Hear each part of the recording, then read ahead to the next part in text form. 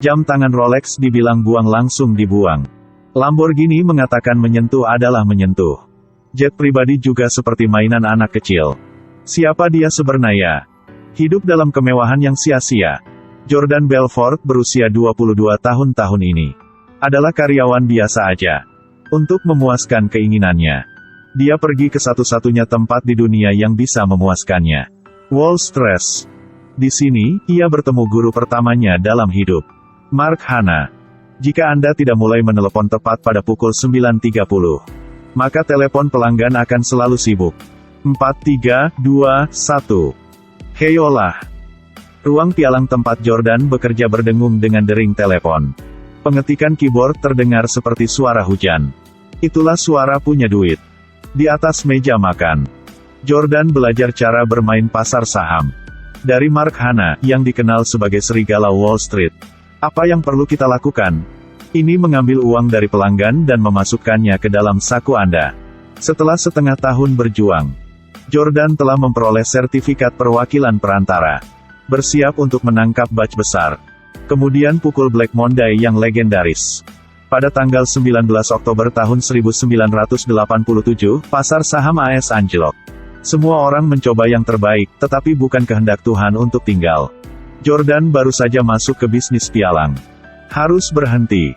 Kehilangan seekor kuda, mencari keledai, dia pergi ke sebuah perusahaan kecil. Begitu dia memasuki pintu, dia pikir dia datang ke tempat yang salah. Tempat ini semrawut seperti pasar. Ketika dia mendengar pengantar, baru tahu bahwa mereka semua menjual saham sampah. Apalagi mereka hanya menjual kepada orang miskin. Tapi kalimat manajer selanjutnya membuat Jordan bahagia seperti menemukan benua baru. Jordan, berapa banyak yang Anda dapatkan dari menjual saham dengan harga tinggi? Saya mendapat 1%. Di sini kamu dapat 50%. Jordan segera mencium peluang untuk menjadi kaya. Dia memberikan kelas kepada rekan-rekan barunya. Stok saham ini akan meningkat dari hari ke hari. Anda hanya perlu menginvestasikan $6.000. Itu akan menghasilkan $60.000 keuntungan. Oke, saya menginvestasikan $4.000. Pada hari pertama, dia menghasilkan $2.000. Bahkan jika mereka bekerja selama beberapa bulan, mereka tidak akan mendapatkan pesanan yang bagus. Tapi untuk pembicara besar seperti Jordan, ini hanya lelucon. Beberapa bulan kemudian, Jordan berganti ke Jaguar terbaru. Seorang teman memperhatikannya. Donnie, Anda mengendarai mobil seperti ini, berapa penghasilan Anda sebulan? Saya tidak tahu, bulan lalu sekitar $72.000. Saya memberitahu Anda ini. Anda menunjukkan cek uang $72K. Jika itu benar, saya akan berhenti dari pekerjaan saya dan segera mengikuti Anda.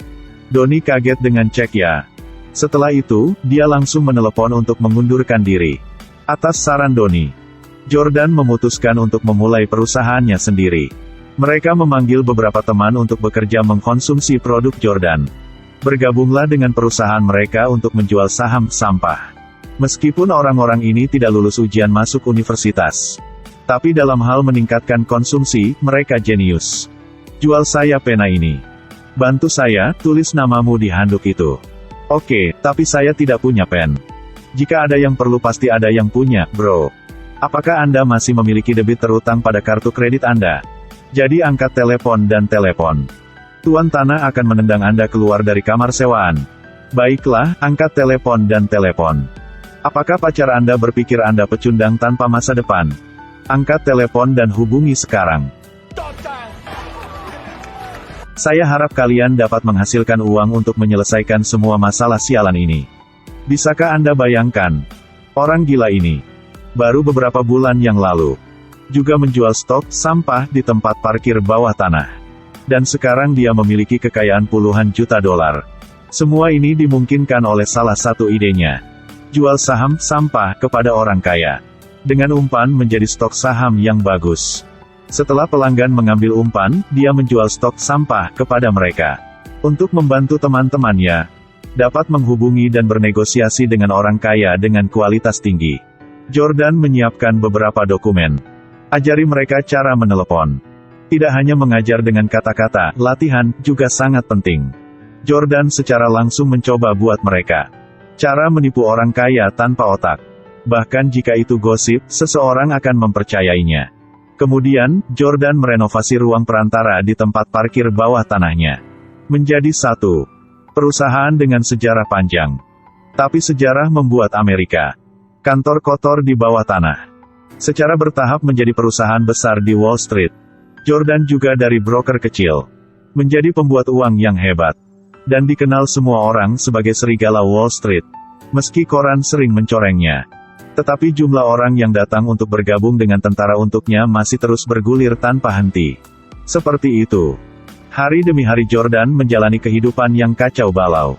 Selama pesta, Jordan bertemu dengan seorang gadis bernama Naomi LaPaglia. Jordan hanya melihat dan jatuh cinta padanya. Dua orang tenggelam di lautan cinta. Akhirnya menikah. Jordan memberi Naomi sebuah kapal pesiar. Lihat itu sebagai hadiah pernikahan. 18 bulan kemudian, pasangan itu melahirkan seorang putri. Pertengkaran di pagi hari tidak bisa dihindari. Tapi itu sama sekali tidak berpengaruh pada kegilaan Jordan menghasilkan uang. Hari itu, dia menjual saham ke perusahaan sepatu wanita. Menangkan $20 juta dalam 3 jam. Bisakah Anda percaya Tuhan? Tentu saja ada trik dalam hal ini. FBI mulai memperhatikan perusahaannya.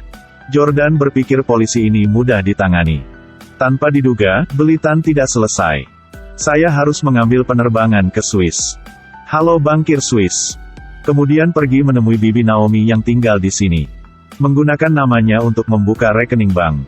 Masukkan $20 juta ke dalam rekeningnya. Tapi uang tunai dalam jumlah besar ini. Cara transportasi telah menjadi sakit kepala. Untungnya dia punya banyak teman ajaib. Tapi masih tidak bisa menyembunyikan apa yang telah dia lakukan di masa lalu. Pengacara menyarankan dia untuk mengundurkan diri. Membayar beberapa juta denda.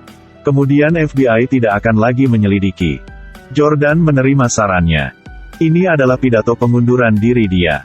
Tetapi apakah dia benar-benar rela meninggalkan negara yang dia bangun sendirian? Tidak ada raja yang meninggalkan negaranya. Juga tidak ada serigala yang akan melepaskan mangsanya yang menyedihkan. Ini adalah pidato pengunduran diri Jordan. Dia seharusnya memiliki kesempatan untuk keluar dari lumpur ini. Namun dia tidak tega membuang kerajaan yang telah dibangunnya. Dia ingat pertemuan dengan salah satu karyawannya. Ketika saya bertemu Kimi, dia tidak punya uang. Kimi adalah ibu tunggal yang miskin. Apalagi dia masih berutang sewa 3 bulan. Ketika dia datang ke perusahaan tempat saya bekerja, dia hanya ingin mendapatkan $5.000. Untuk membayar biaya sekolah anaknya. Apa yang kulakukan, Kimi? Dia memberi saya cek sebesar $25.000. Aku sayang kamu Jordan. Aku juga mencintainya. Karena itu, Jordan tiba-tiba memutuskan. Tidak lagi pergi. Jordan dan Donnie bekerja di kapal pesiar. FBI tidak dapat menemukan mereka. Tapi masalah tetap datang. Orang bilang perusahaanmu sedang diselidiki oleh FBI. Orang bilang perusahaanmu sedang diselidiki oleh FBI. Ketika dia hendak kembali ke kapal pesiar, Naomi membawa informasi yang lebih sulit. Bibinya meninggal. Wajah sedih Jordan. Karena sayang $20 juta masih ada di rekening Swiss. Meskipun dia meninggalkan relik. Tetapi bankir Swiss itu menelan semua uangnya. Jordan mengabaikan saran kapten. Memerintahkan untuk mengarahkan kapal pesiar langsung ke Swiss. Duduk dengan kuat.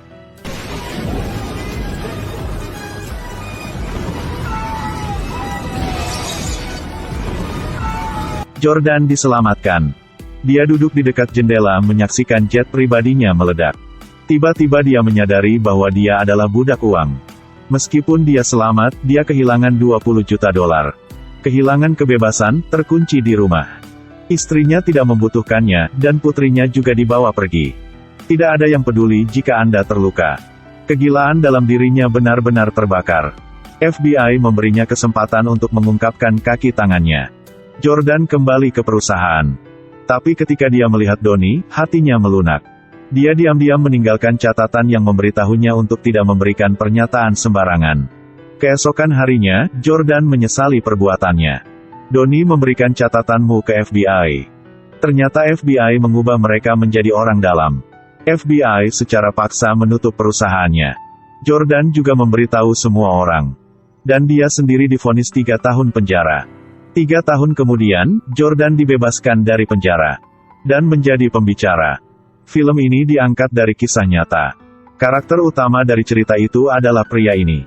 Jordan naik ke panggung sebagai teknisi penjualan. MC memperkenalkannya ke panggung. Ini Jordan Belfort dalam kehidupan nyata. Pada akhirnya, Jordan masih menggunakan pen itu. Ajari orang tentang hubungan penawaran dan permintaan.